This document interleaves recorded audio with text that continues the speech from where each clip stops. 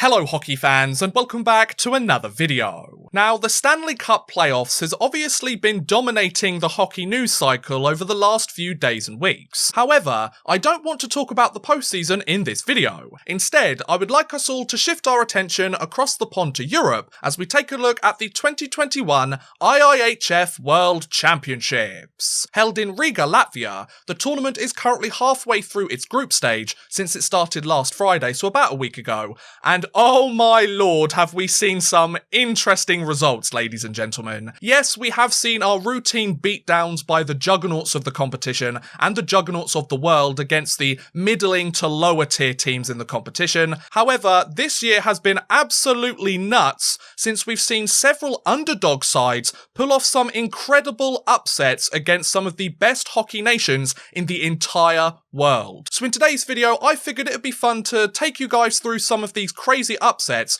and show you just how ridiculous the standings have been roughly halfway through the group stage. Let's take a look at how crazy the World Championships has been this year. But first, a word from our sponsor. Before we begin, this video is sponsored by Skillshare.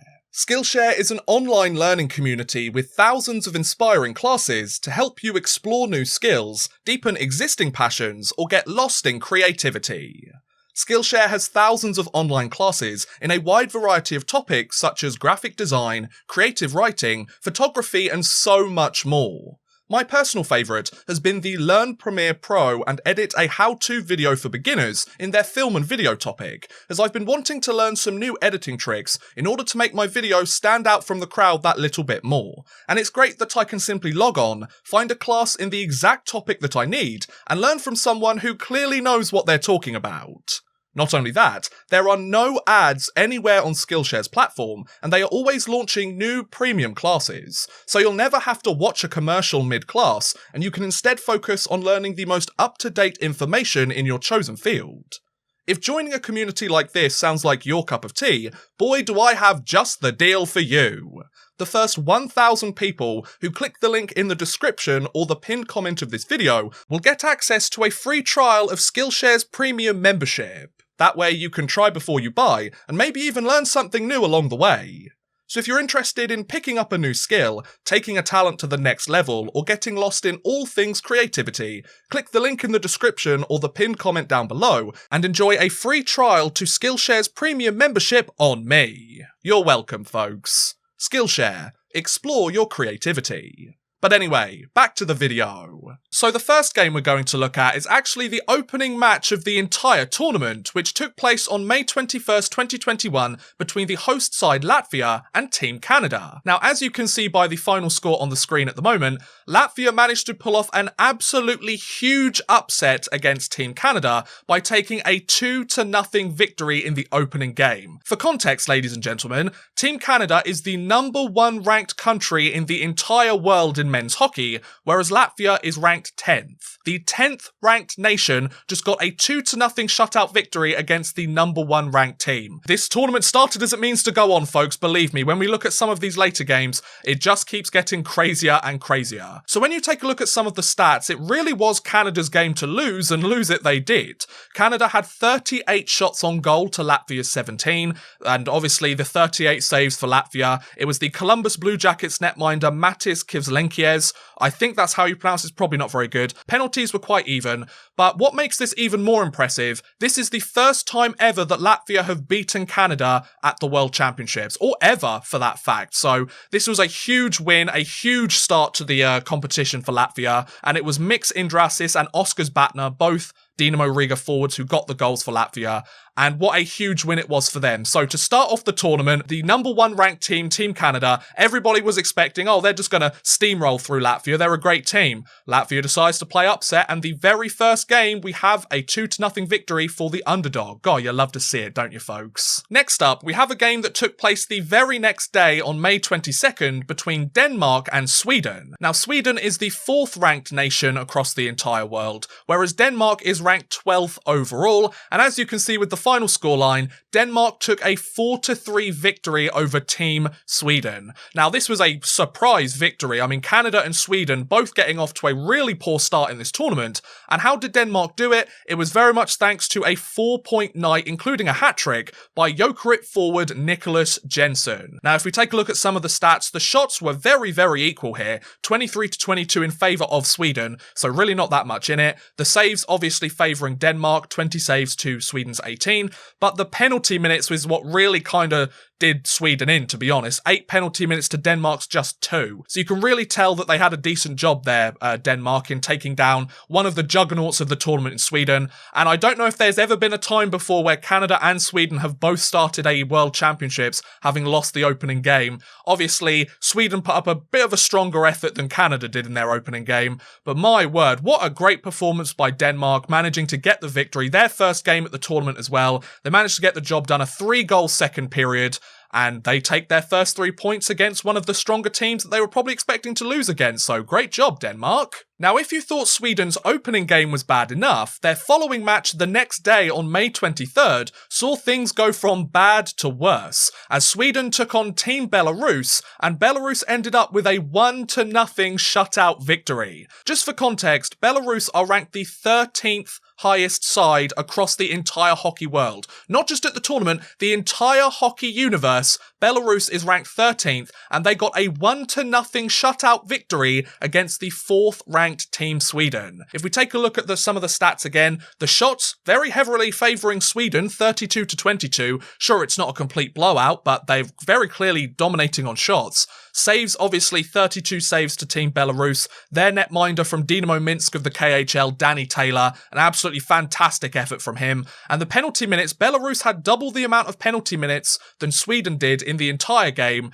but the only difference maker here was German Nestorov of the Belarusian league manages to score the lone goal in the game, 32 save shutout for Danny Taylor, and Sweden start the tournament with a 4-3 loss against the 12th ranked side and a 1-0 loss against the 13th ranked side. So whatever's happened to Team Sweden in the opening games of the tournament, they really did not have a good job. Luckily, later on, they'd get a 7-0 victory against Switzerland, so they kind of made up for it a little bit. However, not the best start for Sweden, eh, folks? Also on May 23rd, we saw Kazakhstan take on Team Finland, and as you can see by the final score on the screen right now, Kazakhstan were able to pull off an absolute upset over their higher-ranked opponent. Despite Kazakhstan being ranked 16th overall, and Finland winning back-to-back gold medals at the World Championships in each of the past 2 years, and being ranked the 3rd highest team across the entire world, Kazakhstan would take a 2-1 shootout win. If we take a look at the stats, Finland heavily outshot Kazakhstan. This game was all Finland except on the final scoreboard.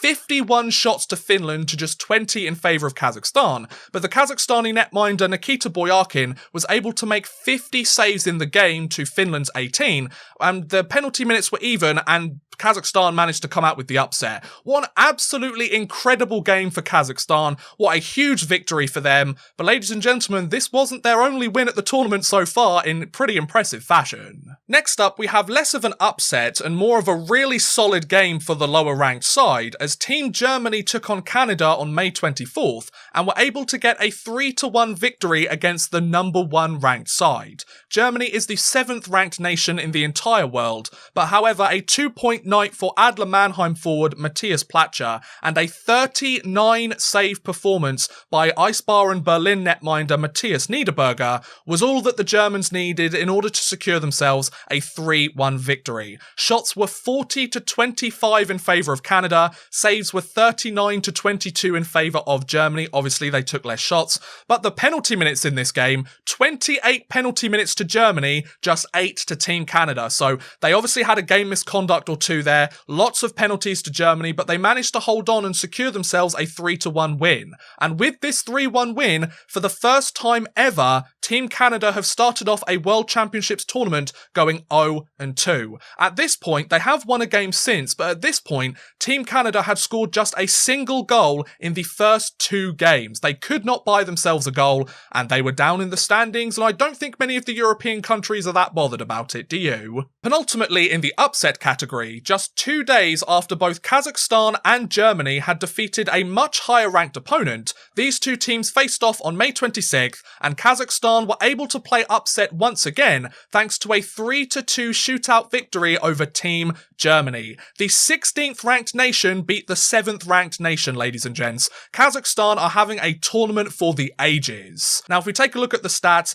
doubling up the shots, Team Germany on Kazakhstan, 30-15. However, a 28 save performance by Nikita Boyarkin once again. He's having an absolutely incredible tournament, manages to lead Kazakhstan to another shootout victory. The saves obviously 28-12. So only 12 saves for the German netminder, and the Kazakhstan team took a lot of penalties in this game compared to Germany with 8-2, but the Kazakhstan team managed to hold on. The shootout winner by Belarus Astana KHL forward Pavel Akolzin gave the 16th ranked team yet another victory, 4 points in the tournament, and they're one of the best teams at the tournament so far, halfway through the group stage. If you sat here before the World Championships began and said that Kazakhstan would be sitting in the top half of the tournament, in the standings in their group, I think you would be thought you're nuts, ladies and gents, but they've managed to do it, and that's why I'm absolutely loving this tournament so far this year. And finally, last but by no means least, my team that I support, my international team, Team Great Britain, managed to win their first game in regulation at the top flight of the World Championships since 1962. On May 26th, Team Great Britain took on Team Belarus, so it was the 13th ranked nation in Belarus against the 19th ranked nation in the entire world, Team Great Britain, and boy, what a game it was, ladies and gentlemen. One of the best games I've seen GB play ever in their history, and they were rewarded with the win, and I'm so glad for it, ladies and gents. If we take a look at the shots, 36-26 in favour of Belarus. I will say that most of those shots, 20 of them came in the third period alone. The first 2 periods of the game, Team GB were absolutely on fire, really containing Belarus. Belarus were really close towards the end of the game. It was 3-1 after 2 periods. Team Great Britain made it 4-1. Then they managed to pull 2 goals back in the dying minutes of the game. However, they just couldn't get that equaliser late in the game. 33 saves for Team GB starting netminder Ben Bounds, and Team Great Britain managed to get the 4-3 victory in regulation. Couple that with their shootout loss against Slovakia just the day before, and they have 4 points in the tournament, and Team Great Britain, a team that's supposed to be sitting right at the bottom of the standings, has the opportunity, if they play well these next few games, to potentially go through to the quarter-final round of the tournament.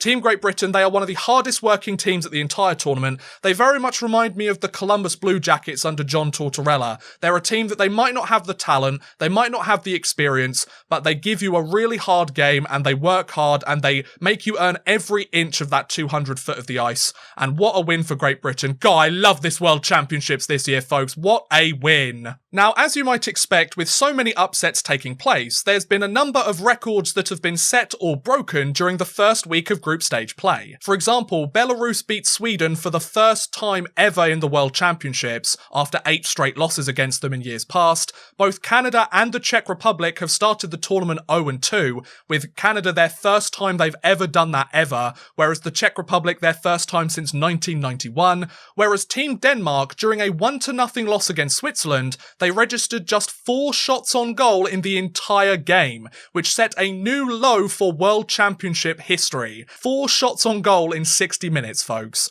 Obviously, there's plenty of records that have been set by all the different teams at the tournament. I'm not going to go through every single one, so do feel free to check out this article here on the IIHF's website, on the World Championship website. Take a look at each of the individual ones. There's plenty of incredible records, some good, some maybe not so good, but wow, what a tournament so far, eh, folks? Now, I can imagine that many of you watching this are probably wondering why. Why have the World Championships been so up in the air this year, and why have some of the greatest nations in the entire hockey world not only struggled to win games, but are sitting near the bottom of their groups? Now, there's 2 very big reasons as to why this has happened, and I'll take you through them. First of all, the Stanley Cup Playoffs is running parallel with the World Championships, so many of the juggernaut teams, all of their best players are still competing in the Stanley Cup Playoffs. Obviously, this isn't an irregular occurrence for the World Championships. The Stanley Cup Playoffs and the World Championships always run parallel to each other every single year, so the Connor McDavids, the Austin Matthews, the David Pasternaks, the Andrei Vasilevskis, all of those types of players, they never play at the World Championships anyway, so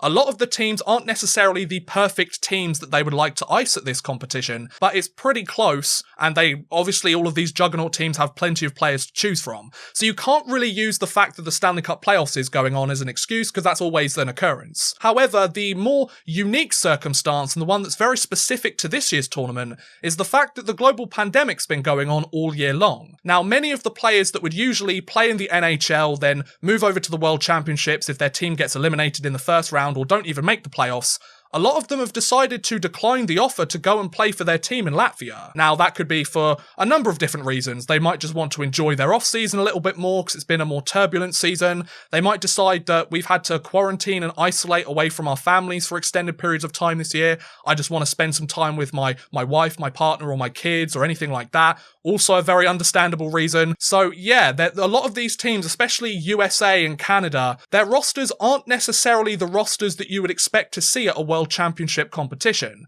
Now, to be fair, a lot of their players are still either good, young, up-and-coming prospects that are going to be mainstays in the NHL, but not quite there yet, or they're, depth guys in the NHL, solid bottom six guys, second, third pair defensemen, backup netminders, all of that. They've had a bit more difficulty picking some of the guys than they might have done in years past because the talent pool isn't as big as it has been in years before. Now, does that give them an excuse? Obviously, Canada, Russia, America, all of those teams are solid nations. They have plenty of players to choose from. So you could make the argument that, yeah, you're the best countries in the world, though. You should be able to ice a roster that it can compete against Belarus and Kazakhstan and Great Britain, because they're much lower down the pecking order. However, if you ask me, I love it. I absolutely love this tournament. I've said it several times already. The fact that it's been so unsure who's going to win and that either side can practically win any game, and some of the big juggernauts of the sport are witnessing upsets or experiencing huge losses against teams that don't usually get it. If you ask me, I think this is one of the most interesting, exciting, and competitive World Championships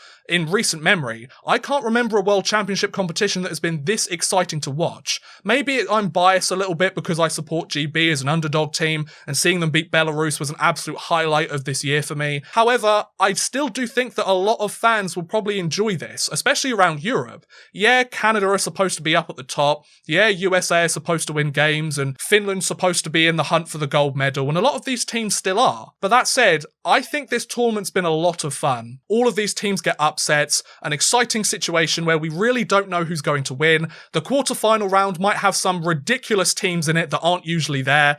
And you know what, guys? I'm all for it. It's been a really crazy year this year. 2020 and 2021 have been kind of all up in the air and been really nuts, to be honest. If we can get a crazy World Championship tournament where some unlikely underdog teams manage to go through to the quarterfinals and have a chance to compete for gold, you know what, I'm all for it. Canada and Sweden and Russia, they've all had their fun. Let us have this year, let us enjoy it. And you know what, come back next year and come demolish us again, why not? And on that note, I'm going to end today's video. What do you guys think about the 2021 World Championship so far? Are you surprised with a lot of results that have taken place, or do you expect a lot of these upsets to continue through the second half of the group stage round? Let me know in the comments below. I would love to hear what you guys think. But thank you very much for watching, guys. I hope you have enjoyed. Please feel free to like, subscribe, share, or watch some of my other videos. Thank you very much for watching, and goodbye. A big thank you to Carl Fairbank, Connor B, Drew Fawcett, Houston NG, Jordan Whitehead, Twin Sanity Dad, and Worthless Pieces for helping support this video via Patreon. If you too want to help support the channel a little bit further and get a shout out at the end of every future video, make sure you head over to patreon.com/oddmanrush and become a patron today.